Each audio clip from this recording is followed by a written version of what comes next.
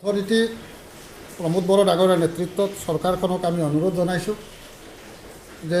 যোৱা বছৰ বৰপেটা ৰোডত আমি যিটো মিটিং কৰিলে নাক এক্ৰেডিটেশ্যনৰ কাৰণে তেওঁ প্ৰতিখন কলেজত 25 লাখকৈ দিম বুলি কথা দিছিলে 24 নৱেম্বৰ। তো তেখেতক আমি বিনম্ৰভাৱে অনুৰোধ কৰিছোঁ আমাক নাক এক্ৰেডিটেশ্যন অহা ফেব্ৰুৱাৰী মাৰ্চত হ'ব,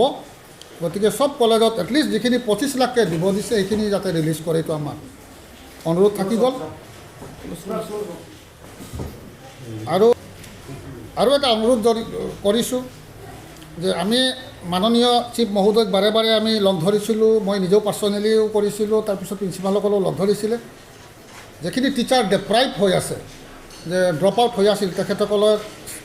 ফাইনেন্সিয়েল এছিষ্টেণ্টটো আমি বহুবাৰ ৰিকুৱেষ্ট কৰিছিলোঁ, কিন্তু তেখেতৰ এজন ছেক্ৰেটাৰী তেওঁ আমাক ফাইলটোৱে পাছ কৰিব নিদিয়ে। গতিকে আমি BTC হোৱাৰ পিছত এই প্ৰথম ডেপ্ৰাইভ হৈছে যে 25 বছৰ 20 বছৰ ধৰি চাকৰি কৰা বিনা বেতনত একজন PhD হোল্ডাৰ। গতিকে আমি বাৰে বাৰে এপ্ৰ'চ কৰাৰ পিছতো তেওঁলোকে আজিলৈ 8,000 দিব পৰা নাই। আৰু কলেজবিলাকৰ বেছি প্ৰব্লেমটো হৈছে অসম চৰকাৰে আমাৰ ফিজবোৰ আধা দিয়ে আধা নিদিয়ে, যিখিনি আমি ফ্ৰী এডমিশ্যন কৰোঁ। আৰু আধা নিদিয়াৰ কাৰণে আমাৰ যি প্ৰব্লেম হৈছে, লাইটৰ বিল দিব পৰা নাই, কলেজৰ duster chalk pencil even laboratory ইকুইপমেণ্টছৰ বাকী থাকি যায়। গতিকে আমি প্ৰমোদ বড়ো ডাঙৰীয়াৰ ওপৰত বিশ্বাস আছে, তেখেতে আমাৰ এইটো সহানুভূতিৰে বিবেচনা কৰিব। আৰু ব্যুৰ'ক্ৰেটিক যিটো প্ৰব্লেম, এইখিনি আমি অনুৰোধ জনাইছোঁ তেখেতে যাতে সলিউশ্যন কৰে। আৰু 25 লাখকৈ যিটো তেওঁ ৰিলিজ কৰিম বুলি কৈছিলে, সেইটো যদি নকৰে আমি নেক্সট পৰৱৰ্তী ব্যৱস্থাটো আমি কি কৰিম, আমাৰতো হাংগাৰ ষ্ট্ৰাইকৰ বাহিৰে কোনো উপায় নাই। আমি হাংগাৰ ষ্ট্ৰাইক কৰিম কলেজৰ স্বাৰ্থত, এইটো আমাৰ। আৰু এটা অনুৰোধ জনাইছোঁ, তেখেতে আমাৰ নাকত বেছি ইম্পৰ্টেণ্ট যিটো লাইব্ৰেৰী, এইটো বহুত মাৰ্ক থাকে, পাৰিলে আমাক লাইব্ৰেৰী আমাৰ মতে যাতে কিতাপখিনি দিয়ে। তেখেতৰ অজ্ঞাতে হয়তো কিছু মানুহে তেখেতৰ অজ্ঞাতে কিছু মানুহে আমাৰ পৰা, কিছুমান কলেজৰ প্ৰিন্সিপালৰ পৰা, দিল্লীৰ পৰা অহা কোনোবা লাইব্ৰেৰীয়ান নাকি পাব্লিচাৰ আহি লৈ গৈছে, যে কোনে পঠালে বুলি ক'লে কোনেও নকয়। গতিকে আমি কোনো মতে এই ডাষ্টবিন আমি নবনাওঁ, তেনেকুৱা কিতাপ আমাক নালাগেও। আৰু আমি আজি সিদ্ধান্ত লৈছোঁ, আমি এই বস্তুটো আমি প্ৰমোদ বড়ো ডাঙৰীয়াক আমি জনাম যে আমাৰ একাডেমিক ৰিলেটেড যিখিনি বুকছ সেইখিনি আমাক লাগিব। তেওঁ এজন ছায়েন্সৰ আৰু শিক্ষিত মানুহ হিচাপে তেওঁ নিজেই বুজি পায়, গতিকে এইখিনি আমি অনুৰোধ জনাম। তো আৰু আছিলে, আমি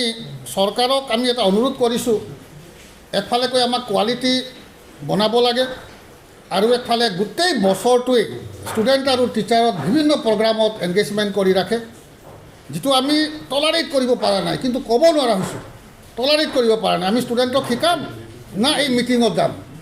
ডেইলি প্ৰায় মিটিং থাকে, এজন প্ৰিন্সিপালৰ কিমান অফিচত কাম থাকে, পৰীক্ষা থাকে, বহু ধৰণৰ UGCৰ কাম থাকে। তো আমি এইবিলাক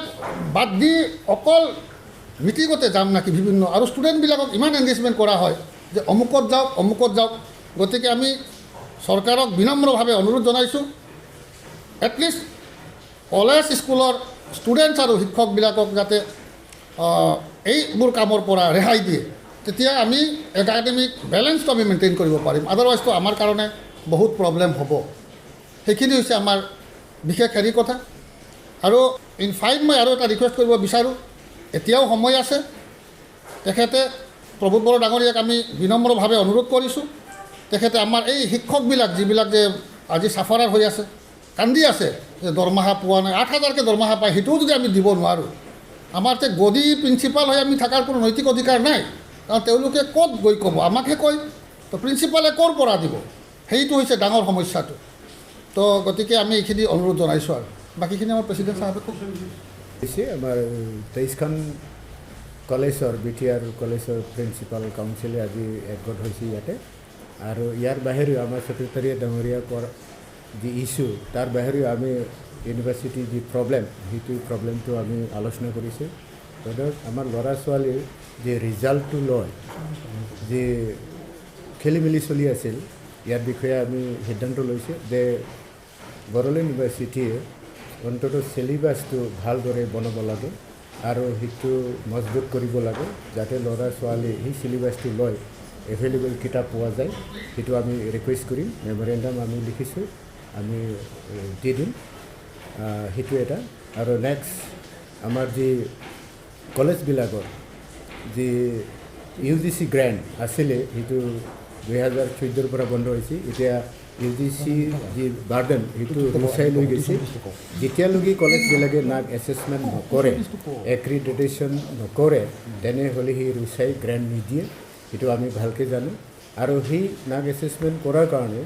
যি ইনফ্ৰাষ্ট্ৰাকচাৰ চব ছাইডৰ পৰা কলেজবিলাকক লগা হয় সেইটো আমি BTR কলেজে সম্পূৰ্ণ কলেজে সেইটো পোৱা নাই আৰু সেইকাৰণে বহুতটা কলেজ নাক এছেছমেণ্ট কৰিব পৰা নাই ফাৰ্ষ্ট চাইকেল কৰিব পৰা নাই কিছুমান কলেজ আছে থাৰ্ড চাইকেললৈকে কৰি আছে থাৰ্ডত সোমাব কিছুমানে একবাৰে কৰিব পৰা নাই সেই প্ৰব্লেমটো হ'ল লাইব্ৰেৰী যি কণ্ডিশ্যন ইনফ্ৰাষ্ট্ৰাকচাৰ কণ্ডিশ্যন বিভিন্ন ধৰণৰ সেইবিলাক আমি ফুলফিল কৰিব পৰা নাই যাৰ ফলত SSR বুলি আছে সেল্ফ ষ্টাডি ৰিপৰ্ট নাক এছেছমেণ্ট ৰিপৰ্টত সেইটো আমি ফিল আপ কৰাৰ খুব অসুবিধা হয় তাতে 0 যদি যায় মানে নীল যদি যায় তেনেহ'লে সেই নাম্বাৰটো নাহে মানে ফিল কৰিব পাৰে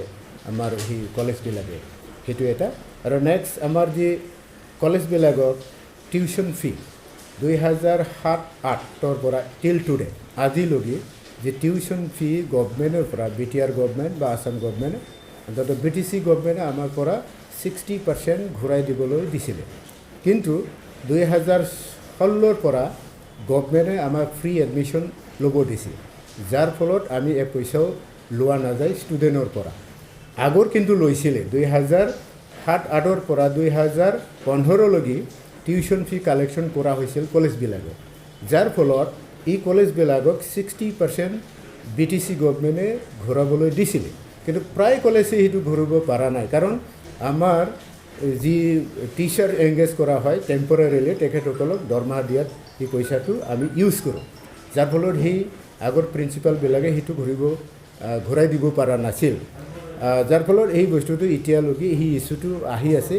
আমি এটা ৰিকুৱেষ্ট কৰিম BTC গভৰ্ণমেণ্টক প্ৰমোদ ডাঙৰীয়া তেখেতক যে অন্তত সেই টিউশ্যন ফি বহুতটা কলেজে দিব লগা আছে 60% সেইটো কোনোবা কলেজে কোনোবা কলেজে 1 crore দিব লগা আছে সৰু সৰু কলেজ 34-35 লাখ সেনেকৈ দিব লগা আছে আৰু ইয়াৰ বিষয়ে আমি যেতিয়া BTC ছেক্ৰেটাৰিয়েট আলোচনা কৰিছিল এই 2 মাহ আগত এডুকেশ্যন মিনিষ্টাৰ পেগু ডাঙৰীয়া আছিলে আমাৰ চিফ ডাঙৰীয়া আছিলে গোটেই অফিচ বিষয়া তেখেতসকলে আছিলে এই সময়ত মই নিজে ৰেইজ কৰিছিলোঁ এই টিউশ্যন ফিটো গভৰ্ণমেণ্ট কলেজবিলাকে অলপমান প্ৰব্লেম পাই আছে এইটো ইমিডিয়েটলি সলিউশ্যন কৰি দিব লাগে আৰু যদি কৰি দিয়ে আমাৰ কলেজৰ কাৰণে সেইটো ভাল হ'ব কাৰণ সেই আগৰ পইচা মাখা আমি কেতিয়াবা নতুন প্ৰিন্সিপাল হৈ দেখা নাই কি কৰিম ক'ত কি ডিচিশ্যন ল'ম সেইটো আমি অলপমান অসুবিধাত পৰি আছোঁ সেইকাৰণে এইটো যদি সলিউশ্যন কৰে এইটো কলেজৰ কাৰণে ভাল বুলি কৈছিলে ইমিডিয়েটলি আমাৰ এডুকেশ্যন মিনিষ্টাৰ ছাৰে কৈছিলে এইটো কলেজৰ পৰা মানে পইচাটো অনা নহ'ব বৰঞ্চ সেইটো অৰ্ডাৰ দি পেলাই আমি সেইটো সলিউশ্যন কৰিম মানে এক্সেম কৰিম বুলি তেখেতে আমাক ৱৰ্ড দিছিল সেইখিনি আছে আৰু বিশেষকৈ আমি আজি যি প্ৰিন্সিপাল কাউন্সিল যি মিটিং 23 কলেজৰ সেইখিনি সিদ্ধান্ত আমি হাইডতে লোৱা হৈছে আৰু সেইটোত আমি যি কনচাৰ্ণ অথৰিটি যেনেবা GU